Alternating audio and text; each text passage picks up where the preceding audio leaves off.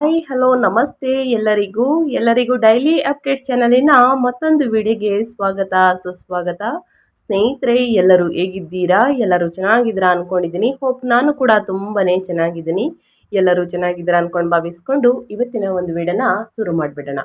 ಇವತ್ತಿನ ಒಂದು ವಿಡಿಯೋದಲ್ಲಿ ಏಪ್ರಿಲ್ 28, 29, 30ನೇ ತಾರೀಕು ಈ 3 ದಿನಗಳಲ್ಲಿ ಸಾಕಷ್ಟು ಬದಲಾವಣೆಯನ್ನ ನೋಡಲಿರುವಂತಹ ವೃಷಭ ರಾಶಿಯವರು ಅಂತಾನೆ ಹೇಳಬಹುದು. ಅದು ನಿಮ್ಮ ವ್ಯಾಪಾರದಲ್ಲಾಗಬಹುದು, ವ್ಯವಹಾರದಲ್ಲಾಗಬಹುದು, ಹಣಕಾಸಿನಲ್ಲಾಗಬಹುದು, ವೃತ್ತಿ ಜೀವನದಲ್ಲಾಗಬಹುದು, ನಿಮ್ಮ ಉದ್ಯೋಗದಲ್ಲಾಗಬಹುದು. ಏನೆಲ್ಲ ಬದಲಾವಣೆಯನ್ನ ಗ್ರಹಗಳು ಸೂಚಿಸಲಿದೆ, ಯಾವುದರ ಬಗ್ಗೆ ಮುಂದಿನ ದಿನಗಳಲ್ಲಿ ವೃಷಭ ರಾಶಿಯವರು ಎಚ್ಚರಿಕೆ ವಹಿಸಬೇಕು ಅನ್ನೋದನ್ನ ಕಂಪ್ಲೀಟ್ ಆಗಿ ಇದೇ ವಿಡಿಯೋದಲ್ಲಿ ತಿಳಿಸ್ಕೊಡ್ತಾ ಹೋಗ್ತೀನಿ. ಇದನ್ನೆಲ್ಲ ತಿಳ್ಕೋಬೇಕು, ಸಣ್ಣ ಪುಟ್ಟ ಪರಿಹಾರಗಳನ್ನ ವೃಷಭ ರಾಶಿಯವರು ಮಾಡಬೇಕು ಅಂದ್ರೆ ಎಲ್ಲೂ ಕೂಡ ವಿಡಿಯೋನ ಸ್ಕಿಪ್ ಮಾಡಬಾರ್ದು. ಅಂದ್ರೆ ವಿಡಿಯೋನ ಕಟ್ ಮಾಡಿ ಓಡಿಸ್ಕೊಂಡು ಹೋಗಿ ನೋಡ್ತೀನಿ ಅಂದ್ರೆ ಫುಲ್ ಇನ್ಫಾರ್ಮೇಶನ್ ಅರ್ಥ ಆಗಲ್ಲ. ಸೊ ಹಾಗಾಗಿ ಎಲ್ಲ ವಿಡಿಯೋದಲ್ಲೂ ತಿಳಿಸ್ತಾ ಇರ್ತೀನಿ. ಮೊದಲಿಂದ ಕೊನೆ ತನಕ ವಿಡಿಯೋನ ವಾಚ್ ಮಾಡಿ.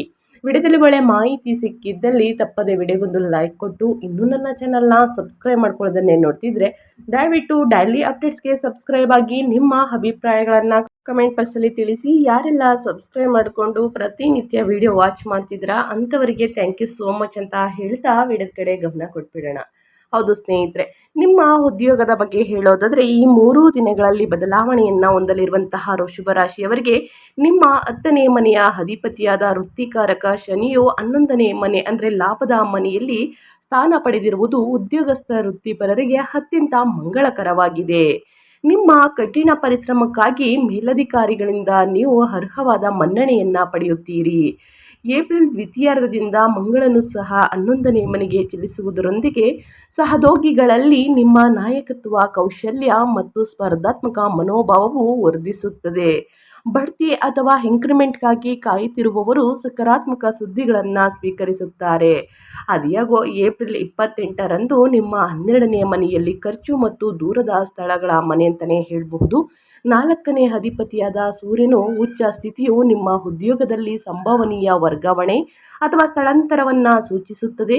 ಇದು ನೀವು ಬಯಸುವ ಸ್ಥಳಕ್ಕೆ ಆಗಿರಬಹುದು ಅಥವಾ ವಿದೇಶಿ ದೂರದ ಪ್ರಾಜೆಕ್ಟ್ನ ರೂಪದಲ್ಲಿ ಬರಬಹುದು. ನಿಮ್ಮ ಕಾರ್ಯಕ್ಷಮತೆಯು ಅತ್ಯುತ್ತಮವಾಗಿದ್ದರೂ ಕೂಡ ಕೆಲಸದ ಸ್ಥಳದಲ್ಲಿ ನಿಮ್ಮ ಮೇಲಧಿಕಾರಿಗಳೊಂದಿಗೆ ಅನಗತ್ಯ ವಾದ ವಿವಾದಗಳನ್ನು ಕಟ್ಟುನಿಟ್ಟಾಗಿ ತಪ್ಪಿಸಬೇಕಾಗುತ್ತದೆ ಸ್ನೇಹಿತರೆ.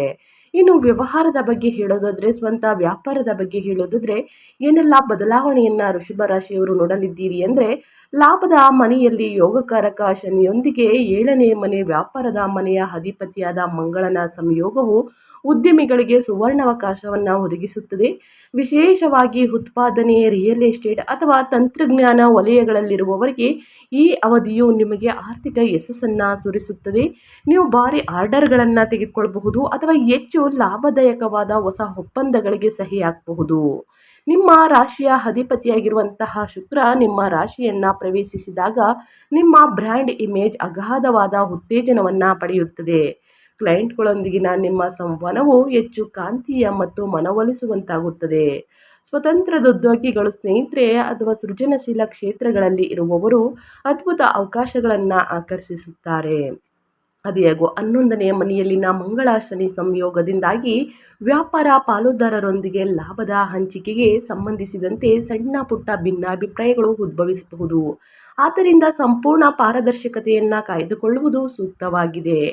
ಇನ್ನು ನಿಮ್ಮ ಹಣಕಾಸಿನ ಬಗ್ಗೆ ಹೇಳೋದಾದರೆ, ವೃಷಭ ರಾಶಿಯವರು ಏನೆಲ್ಲ ಬದಲಾವಣೆಯನ್ನು ನೋಡಲಿದ್ದೀರಿ, ಯಾವುದರ ಬಗ್ಗೆ ವೃಷಭ ರಾಶಿಯವರು ಎಚ್ಚರಿಕೆ ವಹಿಸಬೇಕು ಅಂದರೆ, ಈ ತಿಂಗಳು ನಿಮ್ಮ 11ನೇ ಮನೆ ಲಾಭದ ಮನೆಯು ಹೆಚ್ಚು ಅಶಕ್ತವಾಗಿರುವುದರಿಂದ ಆದಾಯಕ್ಕೆ ಯಾವುದೇ ಕೊರತೆಯಾಗುವುದಿಲ್ಲ.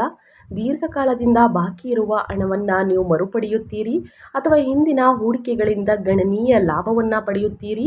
11ನೇ ಮನೆಯಲ್ಲಿ 2ನೇ ಧನಾಧಿಪತಿಯಾದ ಬುಧನ ಸಂಚಾರವು ನಿಮ್ಮ ಆರ್ಥಿಕ ಸ್ಥಿರತೆಯನ್ನು ಮತ್ತಷ್ಟು ಬಲಪಡಿಸುತ್ತದೆ. 12ನೇ ಮನೆಯಲ್ಲಿ 4ನೇ ಅಧಿಪತಿಯಾದ ಸೂರ್ಯನ ಉಚ್ಚ ಸ್ಥಿತಿಯು ನಿಮ್ಮ ಮನೆಗೆ ಸಂಬಂಧಿಸಿದ ಭಾರಿ ಖರ್ಚುಗಳನ್ನು ಸೂಚಿಸುತ್ತದೆ. ನೀವು ಹೊಸ ಮನೆಗಾಗಿ ಮುಂಗಡವನ್ನು ಪಾವತಿಸಬಹುದು ಅಥವಾ ಹೊಸ ವಾಹನವನ್ನು ಖರೀದಿಸಬಹುದು ಅಥವಾ ದುಬಾರಿ ಒಳಾಂಗಣ ನವೀಕರಣಗಳಲ್ಲಿ ಹೂಡಿಕೆಯನ್ನು ಮಾಡಬಹುದು. ಇವು ಮಂಗಳಕರ ಖರ್ಚುಗಳಾಗಿದ್ದರೂ ನಿಮ್ಮ ಬಜೆಟ್ ಮಿತಿಗಳನ್ನು ಮೀರಿದಂತೆ ನೀವು ಎಚ್ಚರಿಕೆ ವಹಿಸಬೇಕಾಗುತ್ತದೆ. ಇನ್ನು ನಿಮ್ಮ ಹೆಲ್ತ್ ಬಗ್ಗೆ ಹೇಳೋದಾದರೆ, ಏಪ್ರಿಲ್ ದ್ವಿತೀಯಾರ್ಧದಂದು ನಿಮ್ಮ ರಾಶಿಯ ಅಧಿಪತಿ ಮತ್ತು 6ನೇ ಅಧಿಪತಿಯಾದಂತಹ ಶುಕ್ರನು ನಿಮ್ಮ ಜನ್ಮ ರಾಶಿಯನ್ನು ಪ್ರವೇಶಿಸುವುದು ಸಂಜೀವಿನಿಯಂತೆ ಕಾರ್ಯನಿರ್ವಹಿಸುತ್ತದೆ ಸ್ನೇಹಿತರೆ. ಹಳೆಯ ಕಾಯಿಲೆಗಳು ನಿಮಗೆ ವಾಸಿಯಾಗುತ್ತವೆ ಅಂತಲೇ ಹೇಳ್ಬೋದು. ಹಳೆಯ ಕಾಯಿಲೆಗಳು, ನೀವು ನವೀಕೃತ ಶಕ್ತಿ ಮತ್ತು ದೈಹಿಕ ಕಾಂತಿಯನ್ನು ಅನುಭವಿಸಲಿದ್ದೀರಿ.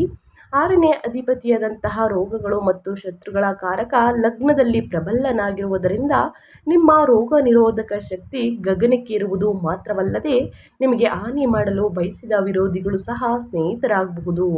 ಪ್ರತಿದಿನ ಯೋಗ, ಧ್ಯಾನ, ಮೆಡಿಟೇಷನನ್ನು ಮಾಡುವುದರಿಂದ ಉನ್ನತ ಆರೋಗ್ಯವನ್ನು ಪ್ರತಿಯೊಬ್ಬರೂ ಪಡೆದುಕೊಳ್ಳಬಹುದು. ನಿಮ್ಮ ಆರೋಗ್ಯದ ಪದ್ಧತಿ ಬಗ್ಗೆ ಸ್ವಲ್ಪ ಎಚ್ಚರಿಕೆ ವಹಿಸಿ ಅಂತ ಹೇಳ್ತಾ, ಇನ್ನು ಮುಂದಿನದಾಗಿ ವೈಯಕ್ತಿಕ ಜೀವನದ ಬಗ್ಗೆ ಮತ್ತು ಕುಟುಂಬದ ಬಗ್ಗೆ, ನಿಮ್ಮ ಪ್ರೇಮ ಜೀವನದ ಬಗ್ಗೆ ಏನೆಲ್ಲ ಬದಲಾವಣೆಗಳನ್ನು ಗ್ರಹಗಳು ಸೂಚಿಸಲಿದೆ, ಯಾವುದರ ಬಗ್ಗೆ ವೃಷಭ ರಾಶಿಯವರು ಎಚ್ಚರಿಕೆ ವಹಿಸಬೇಕು ಅನ್ನೋದನ್ನ ನೋಡ್ತಾ ಹೋಗೋಣ. ನಿಮ್ಮ ಕೌಟುಂಬಿಕ ಜೀವನವು ಸಾಕಷ್ಟು ಸಂತೋಷದಾಯಕವಾಗಿರುತ್ತದೆ. ನಿಮ್ಮ 2ನೇ ಮನೆಯಲ್ಲಿ ಗುರುವು ಸ್ಥಾನ ಪಡೆದಿರುವುದರಿಂದ ಕುಟುಂಬದ ಸದಸ್ಯರ ಕಡೆಗೆ ನಿಮ್ಮ ಮಾತು ಮತ್ತು ನಡವಳಿಕೆಯು ತುಂಬ ಮೃದು ಮತ್ತು ಪ್ರೀತಿಯಿಂದ ಕೂಡಿರುತ್ತದೆ. ಆದಿಯಾಗೋ ಸೂರ್ಯನ ಮನೆ ಅಂದರೆ ಕೌಟುಂಬಿಕ ವಿಷಯಗಳ ಕಾರಕ ಸೂರ್ಯ 12ನೇ ಮನೆಯಲ್ಲಿ ಉಚ್ಚನಾಗಿರುವುದರಿಂದ ನೀವು ನಿಮ್ಮ ತಾಯಿಯ ಆರೋಗ್ಯದ ಬಗ್ಗೆ ವಿಶೇಷ ಕಾಳಜಿ ವಹಿಸಬೇಕು ಅಥವಾ ಅವರ ನಿರ್ಧಾರಗಳನ್ನು ಗೌರವಿಸಬೇಕು. ಅವರು ಆಧ್ಯಾತ್ಮಿಕ ತೀರ್ಥಯಾತ್ರೆಗೆ ಕೈಗೊಳ್ಳುವಂತಹ ಬಲವಾದ ಸಾಧ್ಯತೆ ಇದೆ. ನಿಮ್ಮ 7ನೇ ಅಧಿಪತಿಯಾದ ಮಂಗಳನು 11ನೇ ಮನೆಯಲ್ಲಿ ಇರುವುದರಿಂದ ನಿಮ್ಮ ಜೀವನ ಸಂಗಾತಿಯ ಮೂಲಕ ನೀವು ಆರ್ಥಿಕ ಲಾಭಗಳನ್ನು ಪಡೆಯುತ್ತೀರಿ. ಶುಕ್ರನು ನಿಮ್ಮ ಲಗ್ನವನ್ನು ಪ್ರವೇಶಿಸುವುದು ನಿಮ್ಮ ಮತ್ತು ನಿಮ್ಮ ಸಂಗಾತಿಯ ನಡುವಿನ ಪ್ರಣಯ ಮತ್ತು ಅನ್ಯೋನ್ಯತೆಯನ್ನು ಗಮನಾರ್ಹವಾಗಿ ಹೆಚ್ಚಿಸುತ್ತದೆ. ನೀವಿಬ್ಬರೂ ಒಟ್ಟಿಗೆ ಐಷಾರಾಮಿ ಮತ್ತು ಗುಣಮಟ್ಟದ ಸಮಯವನ್ನು ಆನಂದಿಸಲಿದ್ದೀರಿ ಅಂತಲೇ ಹೇಳಬಹುದು. ಒಟ್ಟಾರೆಯಾಗಿ ಏನೆಲ್ಲ ಬದಲಾವಣೆಯನ್ನು ನೋಡಲಿದ್ದೀರಿ ಕುಟುಂಬದಲ್ಲಿ ಅನ್ನೋದನ್ನ ವೃಷಭ ರಾಶಿಯವರಿಗೆ ತಿಳಿಸ್ಕೊಟ್ಟಾಯಿತು.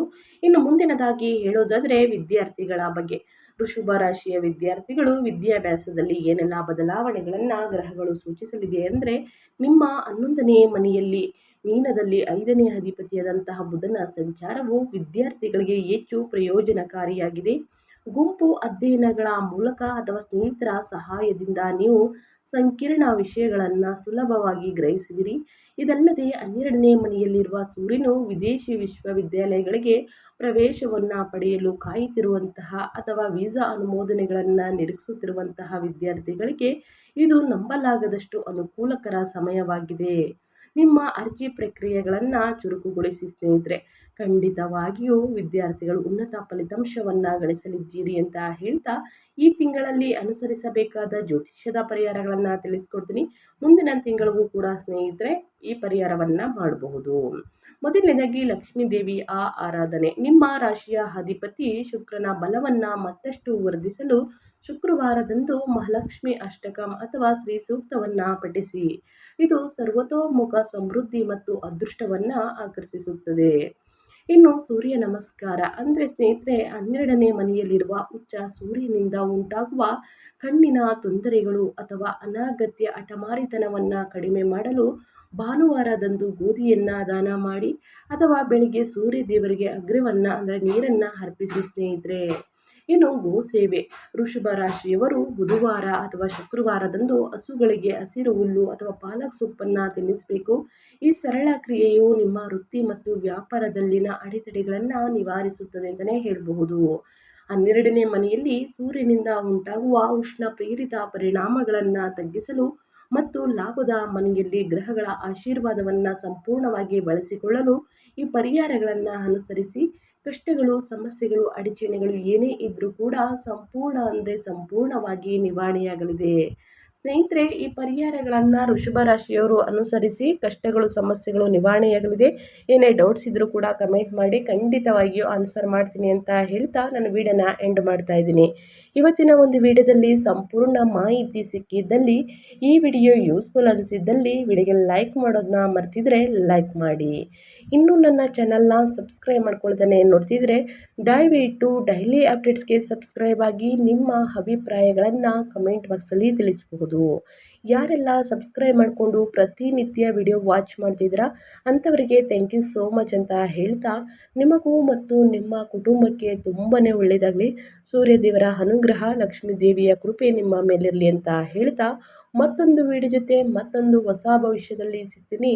Thank you for watching.